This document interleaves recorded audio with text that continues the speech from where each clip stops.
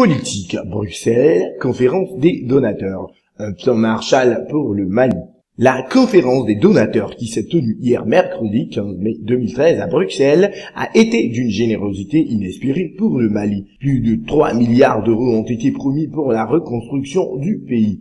C'est un véritable plan Marshall que les 108 pays et institutions qui participaient à la conférence des donateurs ont confectionné pour aider le gouvernement malien. L'UE, la Banque mondiale, la Banque islamique de développement, la France, les USA, le Japon et bien d'autres se sont inspirés du programme de rétablissement de l'Europe mis en place par les États-Unis le 5 juin 1947 pour reconstruire le vieux continent après la Seconde Guerre mondiale. Alors qu'elles espéraient recueillir 1,96 milliard d'euros, 1283 milliards 800 millions de francs CFA, elles se sont vues promettre 3,25 milliards d'euros, 2128 milliards 75 millions de francs CFA. C'est tout heureux que le président par intérim du Mali, Diokounda Traoré, est sorti de cette réunion dont le thème était « Ensemble pour le renouveau du Mali ». L'Union européenne a été loin la plus généreuse avec une promesse de don de 520 millions d'euros suivie de la France, partenaire traditionnel du Mali, avec 280 millions d'euros.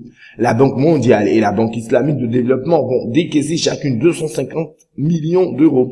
Cette importante manne financière va servir à remettre le Mali debout après les énormes dégâts causés par la guerre dans ce pays déjà classé parmi les plus pauvres de la planète.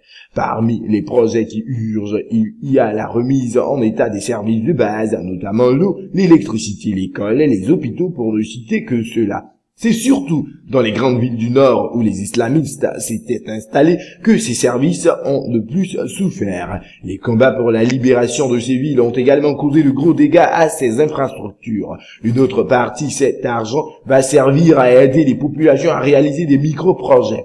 On compte après cette guerre quelques 4 millions de Maliens qui vivent aujourd'hui en insécurité alimentaire. La remise du pays sur la voie de la démocratie est également l'une des priorités de la période de reconstruction. Une partie des dons servira à l'organisation des élections qui se tiendront fin juin. Enfin, la reconstruction de l'armée malienne est aussi prévue dans ce programme. Pour ne pas tomber dans les erreurs du passé, l'utilisation de cet argent sera soumise à un contrôle strict à exercer aussi bien par les donateurs eux-mêmes que par les populations au profit desquelles les différents projets seront réalisés.